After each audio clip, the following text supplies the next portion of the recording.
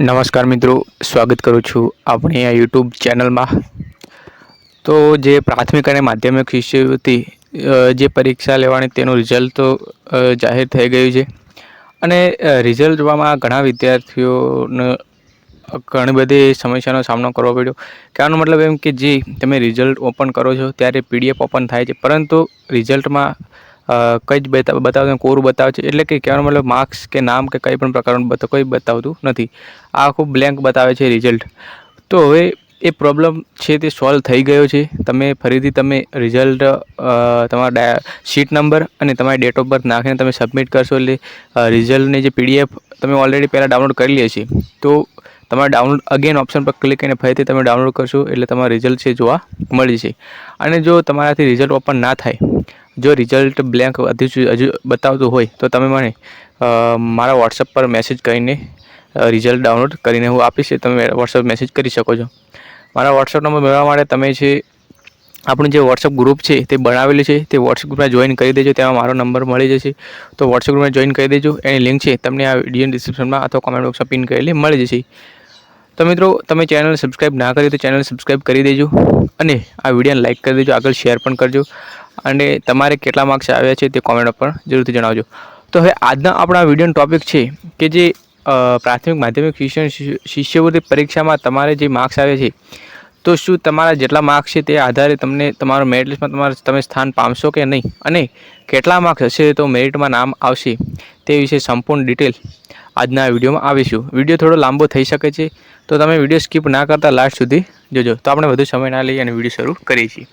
તમે આ જોઈ શકો છો જે પરિપત્ર છે, તારીખ 24/6/2024નો પરિપત્ર છે, 24/6/2024। હવે અહીંયા લખેલું છે પ્રાથમિક માધ્યમિક શિષ્યવૃત્તિ પરીક્ષા 2023-24 પરિણામ। હવે આ પરીક્ષા છે તે 28/4/2024ના રોજ લેવામાં આવી હતી અને આ પરીક્ષાનું પરિણામ છે તે જાહેર કરી દેવામાં આવ્યું છે। તેની અહીંયા વેબસાઇટ પર લખેલી છે www.sebexam.org પરથી તમે પરિણામ જોઈ શકો છો। પરિણામ કેવી રીતે જોવું તે અંગેનો વિડીયો પણ મેં મૂકેલો છે, તમે તે વિડીયો પણ જોઈ લેજો હજી સુધી પરિણામ ના જોયું હોય તો। હવે મિત્રો, વાત કરીએ ક્વોલિફાઈંગ ગુણ તથા મેરિટ યાદી તૈયાર કરવા અંગેના નિયમો। તો તમને જણાવી દઉં કે તમારે કેટલા માર્ક્સ હશે તો તમારું મેરિટમાં સ્થાન આવશે। સૌપ્રથમ તો પાસિંગ માર્ક્સની વિગત આપણે તમને જણાવીએ। તો એ તમે જોઈ શકો છો એક્ઝામ નેમ PSC। હવે પહેલાં વાત કરું પ્રાથમિક શિષ્યવૃત્તિ યોજના, ત્યાર પછી SSC એટલે કે માધ્યમિક શિષ્યવૃત્તિ યોજના। તો એ PSE એમાં પાર્ટ એમાં 35 માર્ક્સ હતા અને પાર્ટ 2માં 35 માર્ક્સ હતા। એમ થઈને ટોટલ 200 માર્ક્સનું સોરી મિત્રો, એટલે કહેવાનો મતલબ એમ કે 35% ગુણ ક્વોલિફાઈંગ ગુણ તરીકે ગણવામાં આવે છે એવું લખેલું છે, પરંતુ પેપર હતું 200 માર્ક્સનું। કેટલા માર્ક્સનું હતું? 200 માર્ક્સનું પેપર હતું। હવે આમાં પરીક્ષામાં તમારે કેટલા માર્ક્સ હશે તો મિત્રો તમને જણાવી દઉં કે PSC અને SSCની જે પરીક્ષા છે તેમાં તમારે મિનિમમ 200 માટે 70 માર્ક્સ છે તો તમે પાસિંગ માર્ક્સમાં ગણાશો, એટલે ક્વોલિફાઈંગ ગુણ છે 70 માર્ક્સ છે। જો તમારે 70 માર્ક્સ અથવા 70થી વધુ માર્ક્સ હશે, 70 અથવા 70થી વધુ માર્ક્સ હશે તો તમારો મેરિટમાં આવવાનો ચાન્સ છે। હવે આમાં પણ કોટા અનુસાર અને જિલ્લા વાઇઝ મેરિટ યાદી તૈયાર થાય છે। સંખ્યા વધુ હશે તો મેરિટ ઊંચું જશે, તો જેમના સારા માર્ક્સ હશે તો તેમનો સૌપ્રથમ તેમનો સમાવેશ કરવામાં આવશે। એટલા માટે આમાં એવું લખેલું છે કે તમારે 35% ગુણ, એટલે કે 200માંથી તમારે 70 ગુણ, 35 ગુણ નહીં પણ 35%। આમાં શું લખેલું છે કે બંને વિભાગમાં લઘુત્તમ ગુણ 35%, એટલે કે 70 ગુણ। તમારે 200માંથી 70 માર્ક્સ હશે તો તમારો મેરિટમાં સમાવેશ થશે મિત્રો। બંને પરીક્ષાઓમાં તમારે PSC જો ધોરણ 6ના વિદ્યાર્થીઓ તેમને પણ 200માંથી 70 માર્ક્સ હોવા જોઈએ, અને SSC એટલે કે ધોરણ 9ના વિદ્યાર્થી પરીક્ષા આપી તેમને પણ 200માંથી 70 માર્ક્સ હોવા જરૂરી છે। 70 માર્ક્સ છે, 70થી વધુ માર્ક્સ હશે તો તેમનો મેરિટમાં સમાવેશ થશે। હવે થોડા નિયમોની વાત કરીએ કે સંબંધિત પરીક્ષાના બંને વિભાગમાં લઘુત્તમ ક્વોલિફાઈડ ગુણ મેળવનાર વિદ્યાર્થી પૈકી કોટા અનુસાર, એટલે કે મેરિટ યાદી પ્રમાણની સંખ્યા મુજબ મહત્તમ ગુણ મેળવ્યા, એટલે કે જે વધુ ગુણ મેળવ્યા હશે તેવા વિદ્યાર્થીઓને મેરિટ યાદીમાં સમાવેશ કરવામાં આવશે મિત્રો।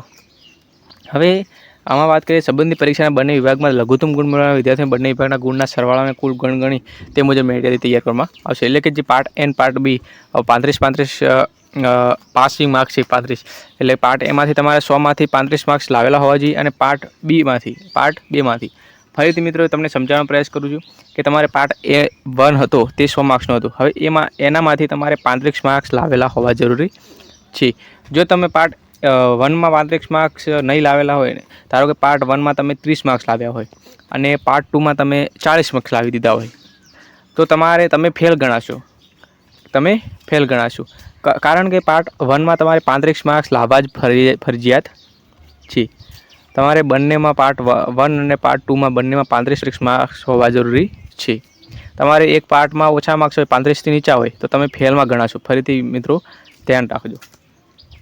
હવે મિત્રો થોડી આપણે બીજી વાત કરીએ, ચર્ચા કરીએ કે સંબંધિત પરીક્ષામાં તાલુકા પર નિયત થયેલ કોટામાં છેલ્લી જગ્યા માટે એકસરખો ગુણ ધરાવતા હોય તેવા એક કરતાં વધુ વિદ્યાર્થીઓ હોય તો કોટાની જગ્યામાં જે ઉંમર આધારિત છે વિદ્યાર્થી, એટલે કે જેની ઉંમર વધારે છે તે વિદ્યાર્થીનો સમાવેશ પહેલાં કરવામાં આવશે. કોઈ વિદ્યાર્થીના ગુણ સરખા થઈ ગયા હોય તો વિદ્યાર્થીની ઉંમરના આધારે, એટલે કે જેની ઉંમર વધારે છે તે વિદ્યાર્થીને જે સમાવેશ કરવામાં આવશે. હવે વિદ્યાર્થી પરીક્ષા મેળવેલ ગુણનું જે રિઝલ્ટ છે તે વેબસાઇટ પર જોઈ શકશે. હવે આગળ વાત કરીએ કે નિયત કોટામાં જોગવાઈ મુજબ પાત્રતા ધરાવતા વિદ્યાર્થીઓને સ્કોલરશીપ મળવાપાત્ર થશે. હવે નિયત કોટામાં સમાવેશ થવા પાત્ર કટ ઓફ માર્ક્સની વિગતો 7 દિવસ બાદ વેબસાઇટ પરથી જાણી શકાશે. એટલે કે જે વિદ્યાર્થીની જે વિગત છે, મેરિટ લિસ્ટ છે, તે વેબસાઇટ પર અઠવાડિયામાં આવી જશે. તમામ વિદ્યાર્થી માર્કશીટ અત્યારે દરેક જિલ્લાના તમામ તાલુકા BRC મારફતે મોકલવામાં આવશે. એટલે તમારી શાળામાં પણ માર્કશીટ મોકલવામાં આવશે. મેરિટમાં આવનાર વિદ્યાર્થીઓની યાદી ઉચ્ચ શિક્ષણ કમિશનર કચેરી ગાંધીનગરને મોકલવામાં આવશે અને ઉચ્ચ શિક્ષણ કમિશનર કચેરી ગાંધીનગર દ્વારા સંબંધિત જિલ્લા પ્રાથમિક શિક્ષણ અધિકારી દ્વારા જિલ્લા શિક્ષણ અધિકારી કચેરી મારફતે શિષ્યવૃત્તિ ચૂકવવામાં આવશે. મિત્રો મેરિટ યાદી તૈયાર થઈ ગયા પછી તમારે છે તે જિલ્લા શિક્ષણ અધિકારી દ્વારા તમારે જે બેંક ખાતામાં જે શિષ્યવૃત્તિ ચૂકવવામાં આવશે. હવે મિત્રો વાત કરીએ કે ટોટલ કેટલા વિદ્યાર્થીઓ પાસ થયા છે તે અંગેની થોડી વાત કરીએ. તો મિત્રો અહીંયા તમે જોઈ શકો છો PSC SSC scholarship 2023-24 result total 200 marks. PSEની વાત કરીએ તો ટોટલ 2,57,637 વિદ્યાર્થીઓ હતા. જે પ્રાથમિક શિષ્યવૃત્તિ યોજના છે તેમાં ટોટલ 2,57,637 વિદ્યાર્થીઓએ જે ફોર્મ ભર્યા હતા. તેમાંથી 2,29,139 વિદ્યાર્થીઓએ જ પરીક્ષા આપી. જે 2,57,000 હતા તેમાંથી 2,29,000 પરીક્ષા આપી અને જે 28,498 વિદ્યાર્થીઓ એવા હતા જેઓ ગેરહાજર રહ્યા. હવે PSEમાં 72,171 એવા વિદ્યાર્થીઓ હતા જેમણે 70 માર્ક્સ મેળવ્યા છે. ત્યાર પછી તમે જોઈ શકો છો 175 200માંથી 175થી વધુ માર્ક્સ મેળવ્યા તેવા 6 વિદ્યાર્થીઓ ફક્ત છે. SSEની વાત કરીએ તો ટોટલ 64,097 વિદ્યાર્થીઓ છે. આમાં ખૂબ ઓછા માત્રામાં વિદ્યાર્થીઓ હતા. તેમાંથી હાજર કેટલા હતા તો 51,840 અને 12,257 ગેરહાજર હતા. હવે વાત કરીએ તો 175થી વધુ માર્ક્સ કેટલા વિદ્યાર્થીઓ મેળવ્યા છે તો 57 વિદ્યાર્થીઓ મેળવ્યા છે. અને 70 કરતાં વધુ માર્ક્સ કેટલા વિદ્યાર્થીઓ મેળવ્યા છે તો 31,731 વિદ્યાર્થીઓએ 70 અથવા 70થી વધુ માર્ક્સ મેળવ્યા છે. તો મિત્રો મેં ફરીથી કહી દઉં છું કે જેમને 70 અથવા 70 ઉપર માર્ક્સ હશે તો તેમનો મેરિટ યાદીમાં સમાવેશ થશે. પરંતુ પાર્ટ A અને પાર્ટ Bમાં થઈને એવું નહીં કે પાર્ટ A પાર્ટ Bમાં થઈને તમારે 70 માર્ક્સ હોવા જરૂરી, પરંતુ તમારે પાર્ટ A1 છે તેમાં 35 માર્ક્સ અને પાર્ટ 2 છે તેમાં 35 માર્ક્સ અથવા તેનાથી વધુ હોવા જરૂરી છે. તો મિત્રો કંઈ પણ મૂંઝવણ હોય, કંઈ પણ પ્રશ્ન હોય તમે કોમેન્ટમાં ફરીથી જણાવજો અને તમારા કોમેન્ટનો જવાબ આપણે વિડીયોના મારફતથી તમને આપીશું.